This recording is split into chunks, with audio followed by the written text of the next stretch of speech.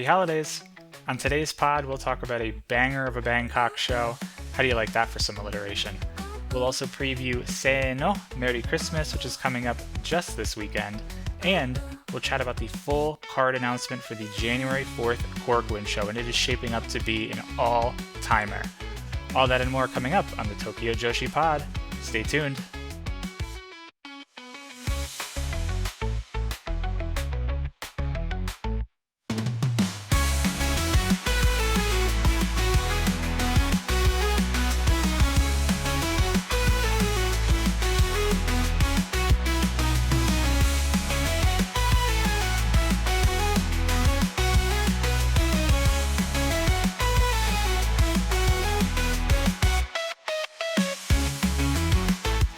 Hello to all you big children out there.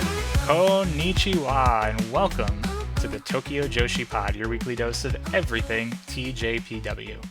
I'm your host, Andy Zeich, and a Merry Christmas to you all. By the time you're listening to this, Christmas is less than a week away, and a Happy Hanukkah to those of you who do not celebrate Christmas. I hope, regardless of what you celebrate, you've been enjoying this week and the upcoming holiday season. This is going to be a little bit of a shorter episode than usual. I am currently traveling for the holidays myself, so bear with me. I am not currently in my setup. The audio, I've been trying to do some tests. It does sound a little bit echoey. There may be some feedback, so I do apologize about that, but it will just be for this one episode, so just bear with me as we get through this one. And like I said, it'll be a little bit of a shorter one. I do want to mention that on my travels, I did make a stop at Buc-ee's, so the ladies of TJPW would be super, super happy with me. If you know, you know. Despite our time this week being a little bit brief, we have a sleeper hit of a Bangkok show to review. We have to preview Se no Merry Christmas, which is coming up this weekend, and I'm so excited we got the full card announcement for January 4th's Korakuen show, so let's go ahead and dive right in. Now, speaking of this full card announcement for the TJPW 2-6 show, this is the January 4th Korakuen show, also called Ittenyon Korakuen. There will be a full preview for this upcoming on the show in the coming weeks, but we still have about a week or so before we can really start diving into our full preview here. But I do also want to say that this coming Monday, so I'm recording today, it is Thursday the 18th. This coming Monday, I am scheduled to record with the gentlemen from Talk Joshi, Andy Heder and Matt Turner. So really looking forward to that. And of course, card subject to change, as Matt Turner always says, which I always like to repeat, but it is shaping up to be a really exciting Monday where we're going to go ahead and record a preview for TJPW 2-6. And I believe it's going to go up on the Talk Joshi feed.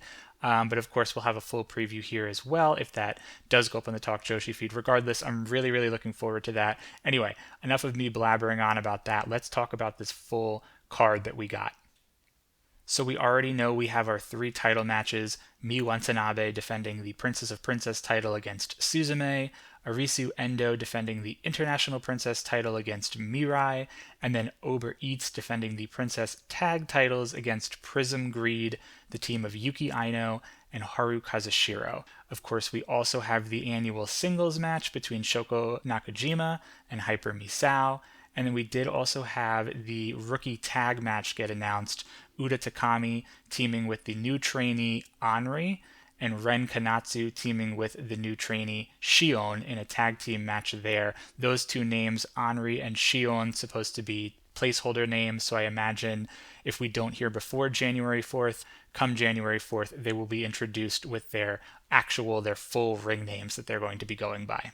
Now, in addition to those 5 matches that we knew about, we also got 4 new matches that have been announced, and let's just run through these really briefly before we kind of dive into some other news and we talk about the Bangkok show. We have a 6-woman tag match. Hotshot will be teaming up once again alongside Chika Nanase, and they're going to be taking on Kira Summer, and Bumping Gritters. The Bumping Gritters team will be teaming up once again. We will also see a 3-way match. Rika Tatsumi will take on Mihiro Kiryu, and here is where we see one of our surprise guests for the show, Aja Kong. That's right, Aja Kong is going to be sandwiched in between this Ironman, the DDT Ironman Heavy Metalweight Championship battle. As of the time of this recording, Mahiro is still the Ironman heavy metalweight champion. At this point, I would expect her to hold that belt, or I shouldn't say maybe her, but her or Rika or someone in TJPW to hold that belt as we get towards January 4th. And guys, just imagine the insanity that we're going to get with Aja Kong kind of sprinkled into the middle of this feud here. That's going to be such a doozy of a three-way match. We will also have a tag team match, Miyu Yamashita and Kaya Toribami, that team who's been together a little bit over the past few months. They're going to be taking on the team of Mifu Ishida and J-Rod. J-Rod making her return to Japan. Just a short while ago, she was here to fight Miyu Watanabe. Well, she's back already for this 1-4 show. And then we'll round out the card with a 6-woman tag team match. This one, earlier I said the three-way was going to be a doozy. This one is truly going to be exceptionally out of control. 6-woman tag team match. Yuki Arai will be teaming up with the Magical Sugar Rabbits. So we are getting a Magical Sugar Rabbits reunion, Yuka Sakazaki and Mizuki. And those three are going to take on the team of Raku, Pom Harajuku, and Max the Impaler. So we're going to get the team of Raku Pom, the team of Pom Paler. We're just going to call it Raku Pom Paler. That's my own little kind of amalgamation of those names. But boy, that's going to be insanity. This card is looking to be exceptional, probably an all-timer for the January 4th TJPW shows. Super excited to cover it and preview it in full with the guys that talk Joshi and kind of dive into the storylines and kind of the preview tags and the history behind all of these matches. I am so excited for this. I can't wait for this one on January 4th. In addition to that, we did get a few additional announcements for Grand Princess 2-6 upcoming on March 29th, in addition to the plethora of crazy surprise names that have been announced, like Sari, for example, Lei Ying Li. We also now know that Aja Kong will be joining the party as well. Aja Kong will have a match at this Grand Princess 2-6 show. In addition to Aja Kong, TJPW has announced that Super Sasadango Machine frequently wrestles in like DDT. He has wrestled in TJPW before. He is a guy. He has wrestled in TJPW before as well, in very random spot matches. I think he's wrestled in like Sendai Girls too at one point. He makes the rounds. He might technically be a freelancer. He's a masked individual, and he's the guy that does the PowerPoint presentations before all of his matches. They're very funny. But TJPW announced that he is going to be the PR ambassador for Grand Princess 2-6. Now, you might be thinking, PR ambassador, what the heck does that mean? I wish I had the answer for you. I do not know. I guess he is supposed to just kind of drum up some excitement in the couple of months leading up to this show. The official word in the press release was that, quote, TJPW will work in cooperation with Super Sasadango Machine to increase awareness and strengthen promotional efforts for Grand Princess 2-6. So I would probably bet some money that he's going to be at this show. He might even have a match. There's this crazy match that I can just sticks out in my head. I believe it was a TJPW show a few years ago at Korakuen where he tagged with someone. He wrestled Max the Impaler, and his PowerPoint presentation was all about how to appease Max the Impaler with some sushi rice or something like that. It was highly, highly funny, highly educational. But I would love to see Super Sasadango Machine have a match at Grand Princess in addition to his PR ambassador duties. That will just about do it for the news of the week. Just a couple of quick hitters. There really hasn't been too much news, so that's coincided nicely with this being a little bit of a shorter show. But that said, let's jump into our show review that we had last Saturday, December 13th. TJPW Live in Bangkok took place from the Circus Studio in Bangkok, Thailand. This one was a pay-per-view on Wrestle Universe. It was about $15 USD. Of course, that depends on like the day you purchase it, give or take a little bit of change here and there, but about $15. Overall, the show ran for about an hour and 45 minutes, so a little bit of a shorter show from TJPW, especially considering it was a pay-per-view, but I'm going to tell you right off the bat, do not let that deter you from getting this pay-per-view and watching this show. This show was such a sleeper hit, and I really couldn't believe it as I was watching it, and I will be the first to admit, I kind of glanced over the Princess of Princess title defense here and thought, okay, well, we already have our eyes set on January 4th, so this show maybe would just be kind kind of a little bit of an appetizer, if you will, to get us to that January 4th show. But my God, this was tremendous show from top to bottom. You might think I'm crazy, but as we get into this, we'll talk all about just how exceptional this show was. So that said, highly encourage you to go ahead and grab this pay-per-view. I believe it is still, the viewing period is still available until, I want to say, early January, so you have plenty of time to go ahead and check this one out. TJPW listed the attendance for this event at 327. Of course, this was done production-wise in association with Setup Thailand Pro Wrestling. So 327, I tried to look, this is TJPW's first show in Thailand, so there's no TJPW numbers to compare that against, but looking at some of the Setup Thailand shows that have taken place in this building, the Circus Studio, they seem to pull, roughly speaking, in the 100 to 200 guest range. Sometimes they can get up to 300 or 400. So this seems like a very, very strong number, especially considering it was a sellout. There were only 12 TJPW women who made the trip, and then prior to this, there was actually a contract signing for the Princess of Princess title match between Matcha and Miyu Watanabe. There was no video of this. I couldn't find anything. There was a couple of images that were put up on X, and then there was like a press release that was put out with the comments. This was a pretty run-of-the-mill contract signing, so I won't talk too much in depth about it. Both of the competitors, Miyu and Matcha, gave just some comments leading into it. Really the biggest thing of note was that Miyu went to shake hands with Matcha, and Matcha refused to shake hands prior to this title challenge, so just thought that was a little bit interesting to pull away from that contract signing. This show opens up with the Up Up Girls. All 4 Up Up Girls did make the trip into Thailand, and interestingly enough, all of them spoke English. I know last time we talked about the Malaysia show when TJPW went abroad, that a few of them were speaking English. Uda tried her hand at some English. Well, all 4 of the Up Up Girls here spoke some English, and their English is getting quite good, I have to say. And then I also wanted to note that Raku spoke Thai as well, which was crazy. It was like she had fluent Thai ready to go, and she basically gave her introduction, the Yellow member, I am your Dr. Yellow, all in Thai. So that was really neat to hear. The other girls had a couple of phrases that they could speak in Thai, but mostly they were speaking in English or in Japanese. The Up Up Girls actually sang 2 songs for this. They sang Love You More, Love You Moto, and then also Upper Kick as well. So a little bit of a 2-shot there. So that's probably worth the price of the pay-per-view alone. You get to hear 2 songs, Love You More and Upper Kick. We haven't heard Upper Kick too much recently. We did hear it at the Malaysia show, so this will give you a chance to hear it one more time if you pick up this pay-per-view. We opened up with a singles match. Yuki Kamifuku took on Uda Takami. Now, surprisingly enough, these two have actually wrestled once before in a singles match, and Kamiyu has the victory there. What was interesting about this right off the bat is that Uda was the first person to make her entrance on this show, and she came out with a lot of bubbles, and I was like, oh, I guess that's kind of like a cute touch. Like, Uda is kind of an adorable, cute woman, and like that's her gimmick, and she gets some bubbles involved. But almost everybody on this show came out to bubbles, so I don't know what that was all about. And they had a bubble machine there, but it was kind of cool. Yuki didn't come out with bubbles, but I guess bubbles don't really fit Kamiyu's character.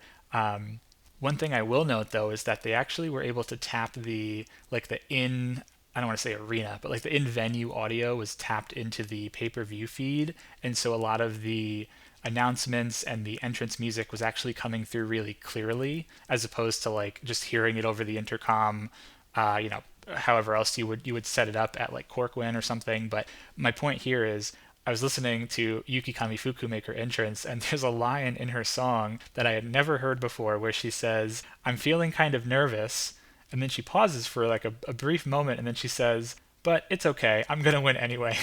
And I was like, oh my god, that's fantastic, and that fits the Yuki Kamifuku character so well. And it's a shame that it's just kind of buried into the her theme song, and that point usually comes out as she's like entering the ring and her announcement is being called. So I never heard it before. I don't know if maybe any of you guys have heard it before, but I just thought that was a riot. That was so funny, and it fits her character so well.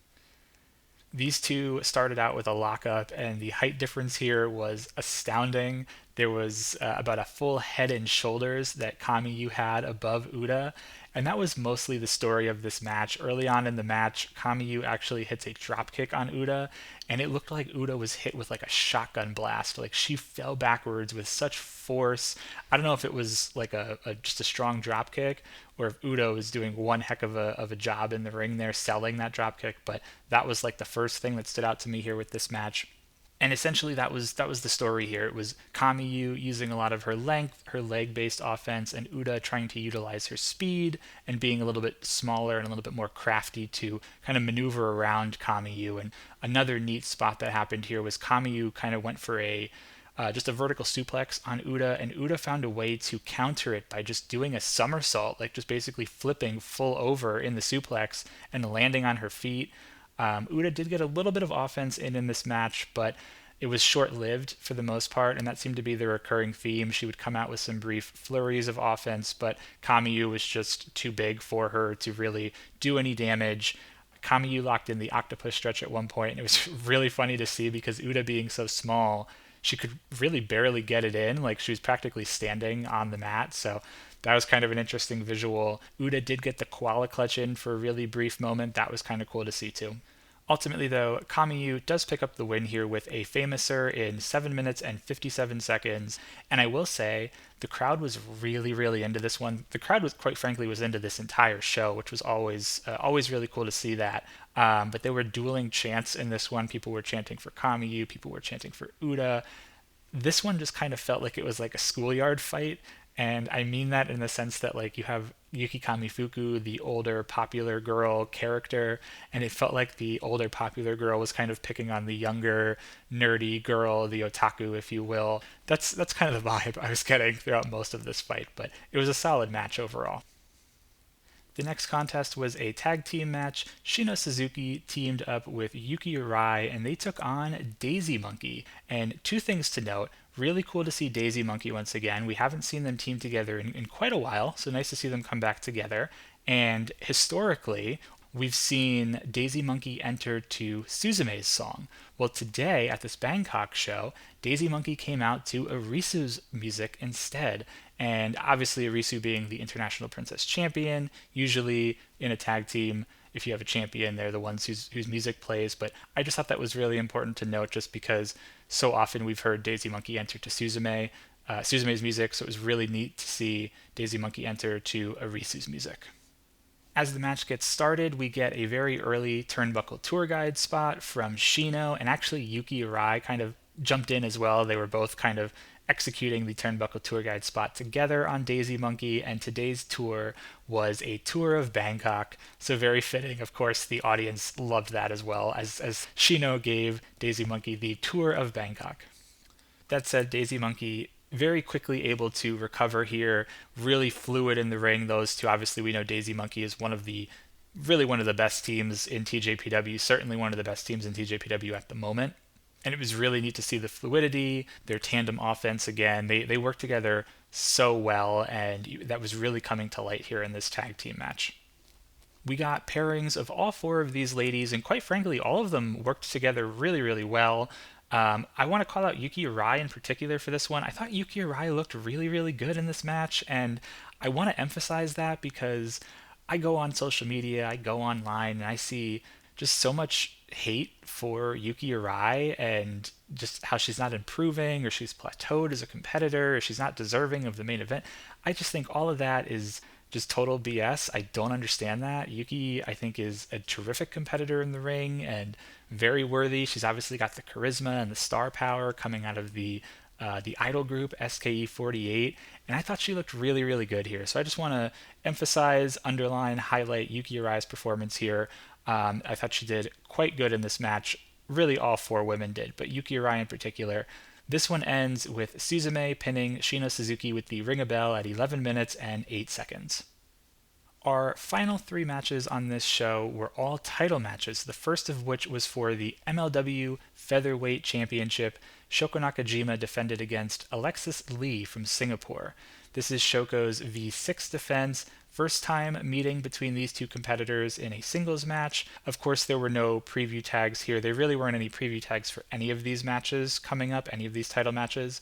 For this one, though, really fun pairing. This one started with Alexis attacking during Shoko Nakajima's entrance, and Shoko did not take too kindly to that. She said, to heck with this, and she brought it right back to Alexis Lee. They started doing a little bit of like amateur style wrestling, some chain wrestling, and really Shoko, of course, we know Shoko is one of the best wrestlers in TJPW, and she was really out wrestling Alexis from the jump early on in this match, and these two just really were bringing it to each other early. At one point, Alexis went out of the ring to grab the MLW featherweight belt and tried to hit Shoko with it, but she was stopped by the referee.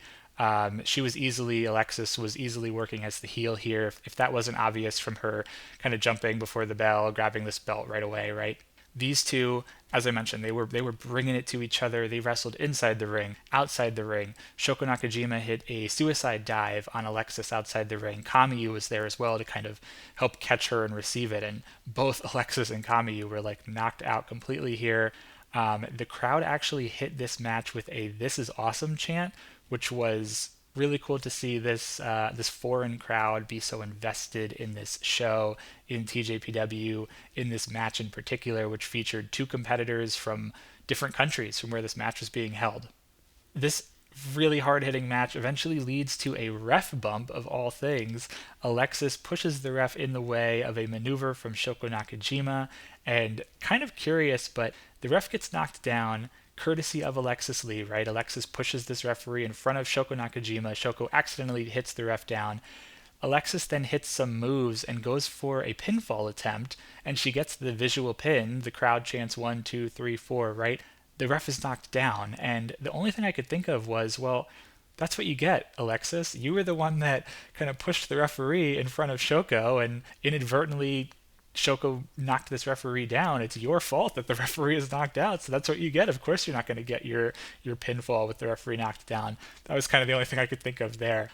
With the referee still down, Alexis goes for the belt once again, tries to hit Shoko with it, but Shoko blocks it into a 619, and then as Shoko goes to hit the 619, Alexis is somehow able to grab the belt one more time and hit Shoko's knees with it. I thought that was a really creative counter to Shoko Nakajima's 619, and Alexis finally connects with that belt shot.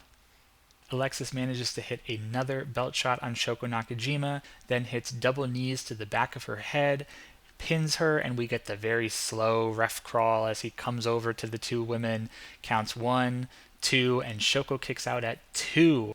Shoko is able to get back on the offensive and ultimately here retains her MLW title with a diving senton at 9 minutes and 5 seconds. After this match, the two do briefly shake hands. Backstage, they both gave some comments. Alexis mentioned that she wants to challenge for this belt again. Shoko mentioned that she wants to go to Singapore and fight Alexis potentially for this belt.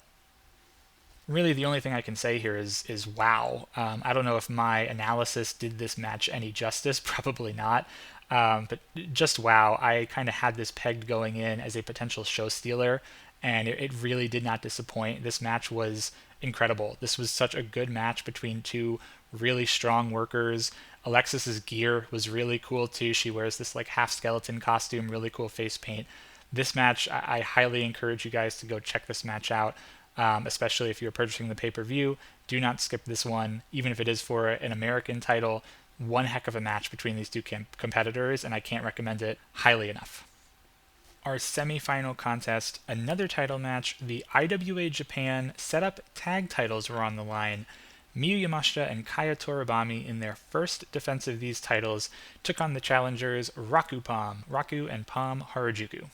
Right from the get-go, Raku Palm were not taking this match very seriously.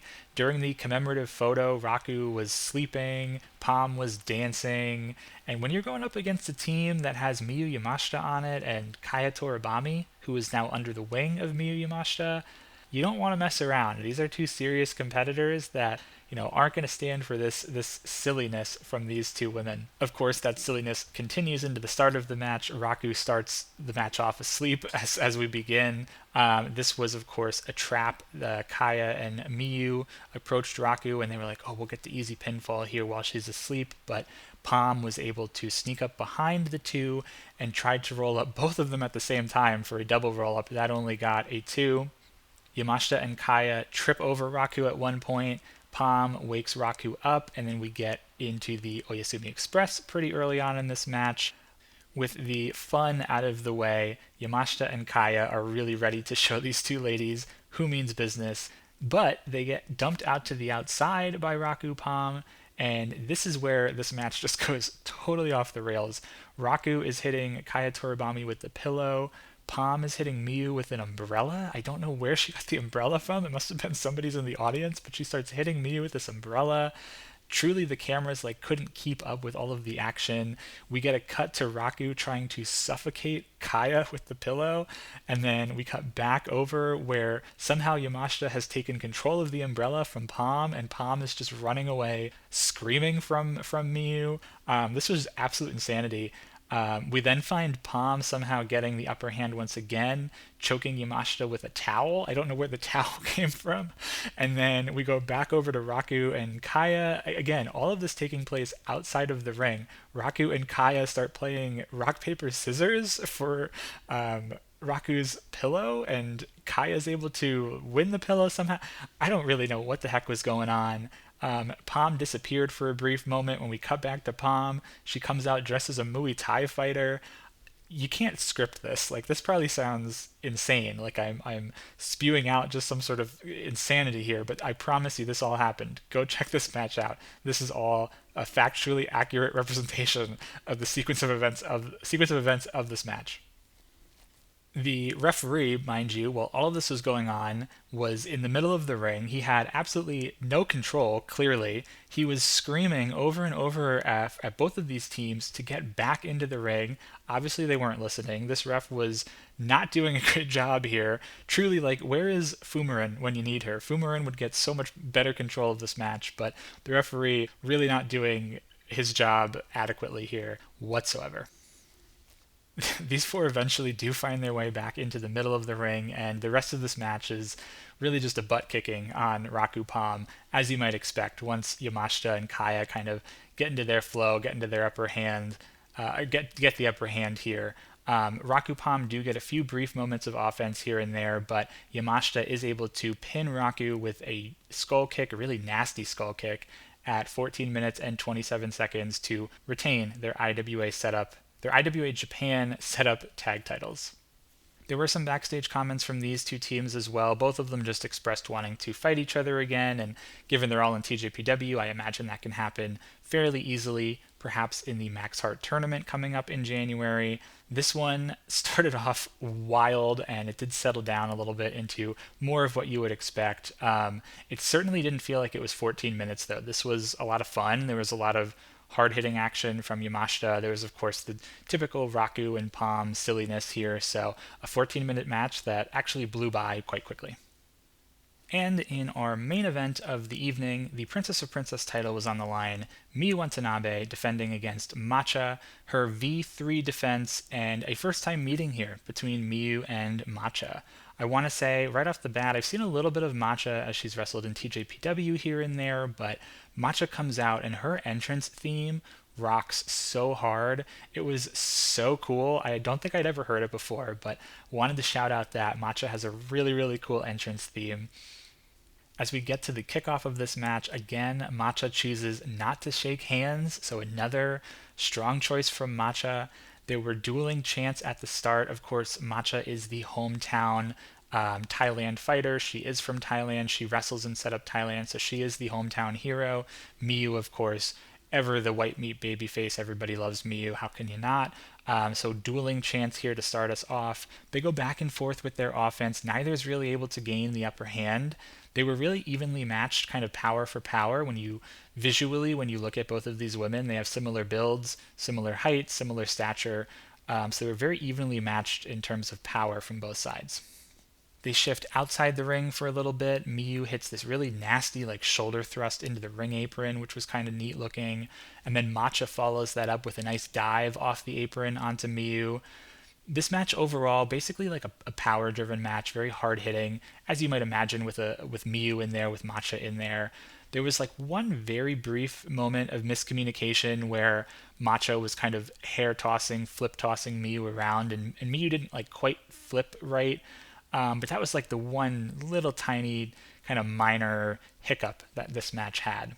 But speaking of those hair whips, really interesting here that Matcha was wrestling heel. She was really utilizing her full 5 counts and her rope breaks and pulling the hair repeatedly of Miyu. Like, she was certainly wrestling as the heel. But the crowd obviously was behind her because she is from Thailand. She is the hometown wrestler, the hometown hero. So it's a little bit of an interesting juxtaposition there, where she was clearly wrestling as the heel, but getting really just as many cheers as Miyu was as the face. Miyu goes for her giant swing, and the crowd was really into this. The crowd started to chant swing, swing, swing. I thought that was kind of neat. It is beautifully countered though by Matcha. She's somehow able to like swipe Miyu's legs out from under her and then get her into a roll up, which was really, really cool. When Miyu does eventually hit the swing just a few short moments later, the crowd is like on fire for it. It is a really long one. I think she does about like 10 or 12 rotations, and the crowd is just counting with her the whole time. Like, this crowd truly all night was exceptional, but they really came alive in this main event.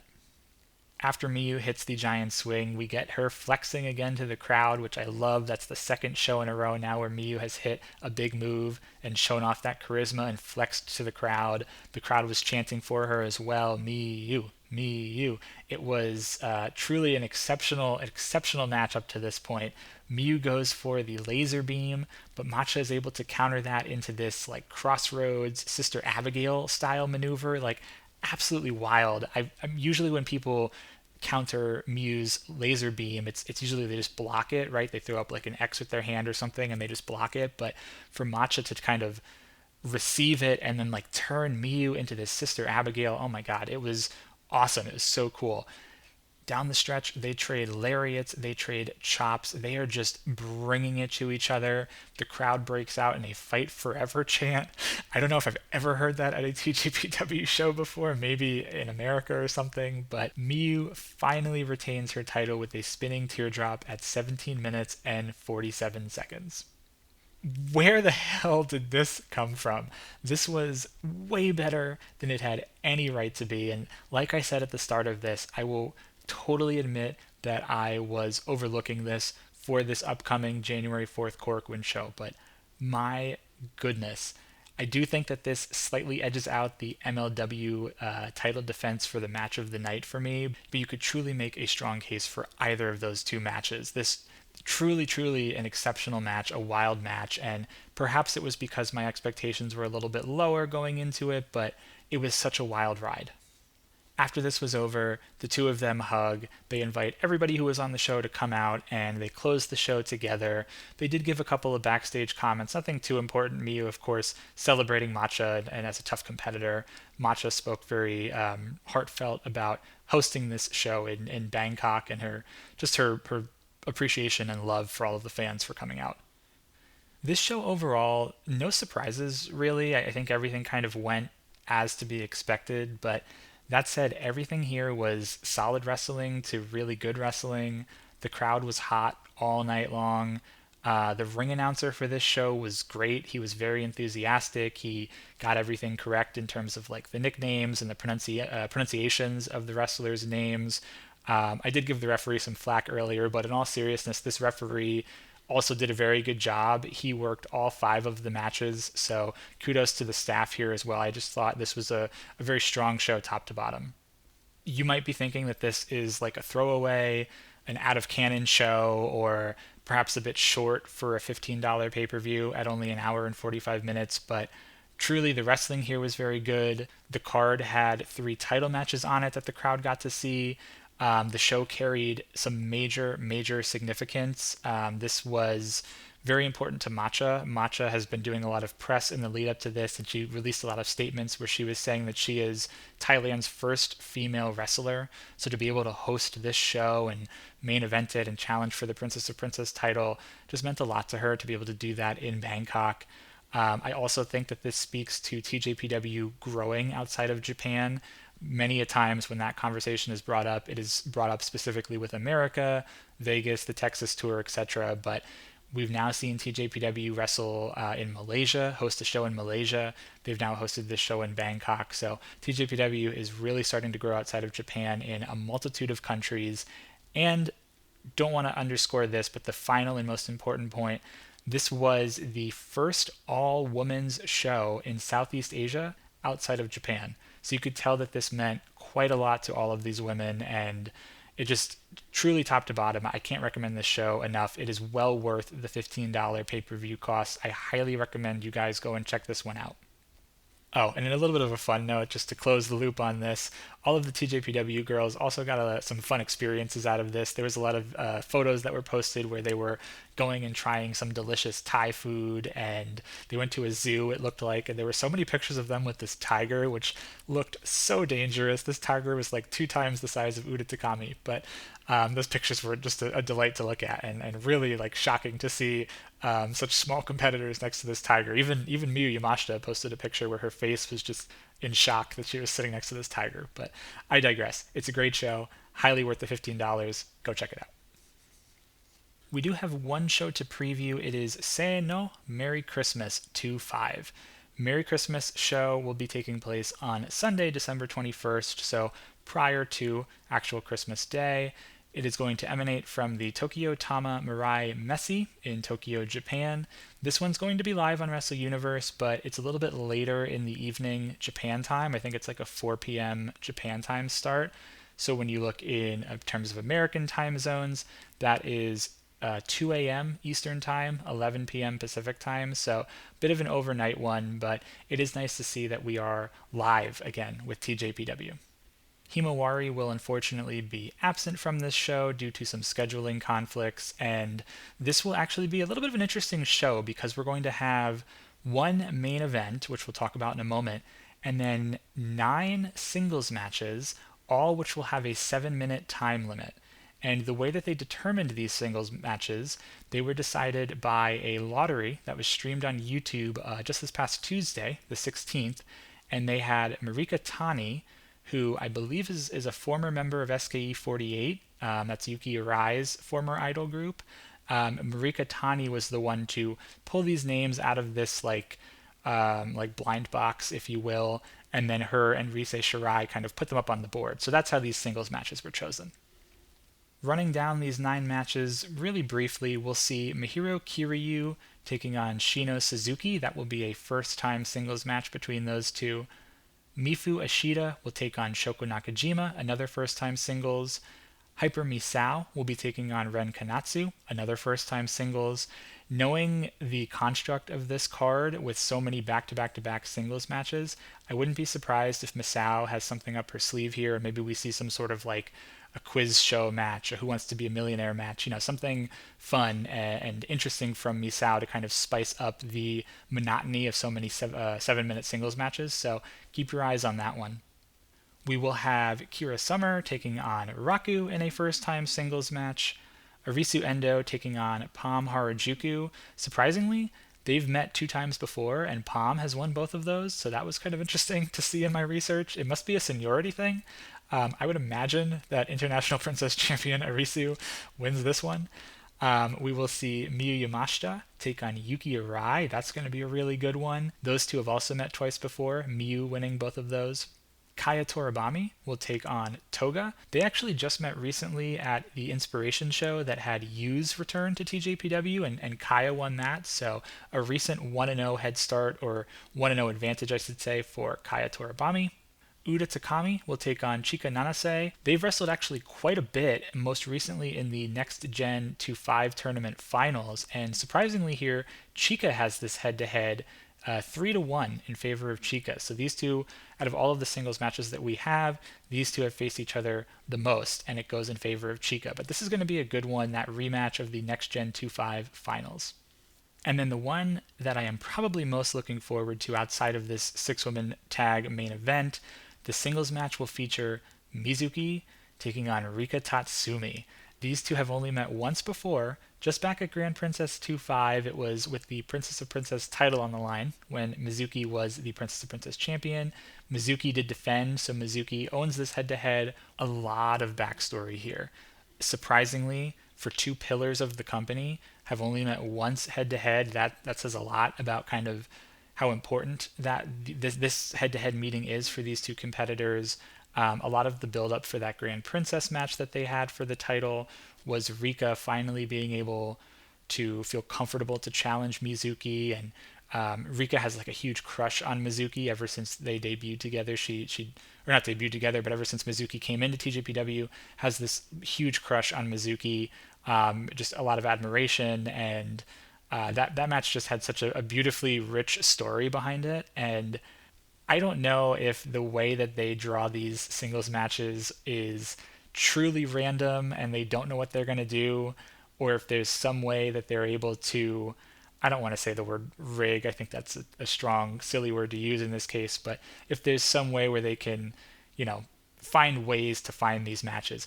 If they didn't, if this is truly, truly random, they landed an excellent, excellent match here. When you think of all the permutations that could have happened here. So, most looking forward to this Mizuki and Rika Tatsumi match. There is also the main event of this show, which will be a 6-woman tag. This is going to be like our super preview before the January 4th show. So the 6-woman tag will feature Miyu Watanabe and Ober Eats on one side, so all champions, and they will be taking on Suzume and Prism Greed, Yuki Aino, Haru Kazushiro, so all challengers on the other side. This will actually be our first Princess Tag Title preview match. There will be another one on next week's show, the year-end party, so we're going to get one more Princess Tag Team preview match. But this will be the fourth and final Princess of Princess preview match. So next week, we'll talk about the upcoming year-end party show on next week's show, but we will not be seeing Miyu and Suzume face off on that show, at least not in a match. So this will be the fourth and final Princess of Princess preview match. Miyu is up in these preview matches 2-1, although I do want to caveat that neither of these two ladies have a pinfall on each other. And actually in one of those, I believe it was one of Miyu's, one of her two victories there, neither of the women were involved at all. So a slight edge to Miyu Watanabe. This is going to be an exciting show. I love that TJPW continues to do just some fun, unique, different kind of pairings and kind of construct of cards. It keeps things interesting from the typical just house shows, multi-woman tag matches. I love that they add some spice to this. I think these 9 singles matches are going to be a lot of fun. They're going to be fast and furious, only 7-minute time limits, so keep that in mind. A lot of first-time singles, which will be cool to see. And then, of course, some really unique matches here. Uda and Chika in a rematch from those next-gen finals. Then, of course, Mizuki and Rika Tatsumi in one of the bigger of these singles matches. So, Seino, Merry Christmas. Definitely don't miss this show, even though it is going to be airing overnight for us here in the States. Definitely make sure you check it out over the holiday season if you want a little bit of time away from your family on Christmas. Maybe you just need a little bit of a break, a little bit of relaxation. Check out that Seino Merry Christmas show. There will be one more show, the year-end party show, which will be taking place next weekend. And then after that, January 4th is here. And this show coming up on January 4th, oh, I can't wait. I can't wait. But say no Merry Christmas on Sunday, the 21st. Very briefly, just want to touch on some graduates and some excursions, because there were some interesting excursions that just recently came onto my radar here. So starting with some graduates, nothing too major here. Want to shout out Maki Ito. Maki Ito hasn't wrestled since her Italy trip that she took back at the end of November, but she did put up another Instagram video tasting Italian McDonald's from that trip. So not major news, but I love these little taste test videos that Maki's done. She's done it for McDonald's in Japan. She's done it for Buc-ee's. She's done it for a couple of other things. So it's a cute video, definitely worth your 15 to 20 seconds worth of watching. And in addition to Maki, I actually have a new person that we're going to throw into the rotation here for the graduate alumni check-in. Now Kakuta, the Rat Chaser. Now, I miss Now so much. She was such a fun competitor to watch. She's actually been graduated now for a year and a half, which I couldn't believe that. I had to look it back up, but truly, she graduated in the middle of 2024. So that's wild to me that she's been graduated for that long. Of course, we've seen her. She's done some like guest referee appearances at freelance shows and things. She can't seem to stay fully away. But anyway, graduate corner here. Now Kakuta is being kind of added into this rotation because Now has started a YouTube channel. so now joins the ranks of so many other TJPW women who have their own YouTube channels: Maki Ito, Sayuri Namba, Yukikami Fuku, Wakano Uehara. The list kind of goes on and on and on. I think Mina Shirakawa has one as well. And then there's, of course, lots of other Joshi talent and other promotions. But now Kakuta has joined YouTube. The name of her channel is in Japanese. It's just Kakuta channel. But I'm sure if you start Googling Now Kakuta on YouTube, or you can go onto X, she's been posting a lot about it on X, and you could find the link to her channel. She has a couple of videos up so far. They're mostly just her speaking to camera, and I believe she's teasing some guests as well. So definitely subscribe to her channel for some updates on what Now Kakuta's been up to since she's graduated. And then looking into some excursions, these are more of these excursions that are within Japan, but outside of TJPW. There's a few excursions in Ganbare Pro that I wanted to mention here. On December 13th at the Ganbare Pro Flash Gordon show, Hotshot got back together, Toga and Yuna Manase. If you recall, a few weeks ago, after these two have been tagging quite a bit within TJPW, Toga mentioned to Yuna Manase that she wanted to come to Yuna's home promotion, Ganbare Pro, and tag team together there. So we finally see this. Hotshot defeated the team of Yuri, another Ganbare Pro wrestler, and Chika Nanase. Chika Nanase made the trip here with Toga to this Ganbare Pro show. This was a pretty solid tag match. It's about 13 and a half minutes long, and this is available on Wrestle Universe. The Ganbare Pro shows are put up on Wrestle Universe, so if you want to see Toga and Chika outside of TJPW alongside Yuna Manase and Yuri, I hadn't seen too many Yuri matches, so it was kind of cool to see her there. But this was a pretty solid tag match. The fun will continue in Ganbare Pro on December 27th. I believe that is a Saturday upcoming. Ganbare Pro has a show called Before Sunrise, and that one's going to feature a mixed four-way tag match. So mixed meaning like man and a woman on each team, and then a four-way match. So it already seems insane. There's a gentleman by the name of Ken Oka, and you might remember Ken Oka because Ken Oka was, well, not himself, his white tank top was briefly the TDT Ironman heavy metalweight champion, winning it from this professional mahjong player who won the title from Mihiro Kiryu. Well, Ken Oka was so impressed with Mihiro's mahjong abilities, even though she lost that match, or that mahjong match, he was so impressed with her mahjong abilities that he invited Mihiro to Ganbare Pro to be his tag partner for this mixed four-way tag match. So Ken Oka and Mihiro Kiryu will be tagging together on this 12/27 show. Yuna Manase is also in this match, and everyone's favorite, Gabaiji-chan, will also be in this match as well. So I can't wait to watch that one. I think that's going to be a delight. I can already imagine Mihiro and Gabaiji-chan coming together. They actually have tag teamed together before, like a long time ago on an inspiration show, and it was such a delight. So this one's going to be a lot of fun. Pencil this one into your calendars, 12/27, Ganbare Pro. And then the last thing I want to mention, on December 29th, so just before the new year, Actress Girls is holding a show at Korakuen Hall, and Himawari will be a part of that show. For those of you who don't know, Himawari, while she made her debut in TJPW, she actually had a really, really brief stint in Actress Girls prior to TJPW. I think it was only maybe like a handful of shows, maybe even only like 2 or 3 shows. So that's technically where she got her start before coming into TJPW. But Himawari will be returning to Actress Girls on December 29th at their Korakuen Hall show, so pencil that one down as well. And that will just about bring us to the end of this show. Again, a little bit of a shorter one. I appreciate you bearing with me as I travel and kind of record from a different setup. So thank you all so much for just your patience and your continued support, your continued listening. Make sure you grab your cold spray and your ice packs if you need them. On next week's show, we'll review the Christmas show and we'll preview Year-End Party, which has another couple of singles matches on it, a couple of returns, and also a Rumble.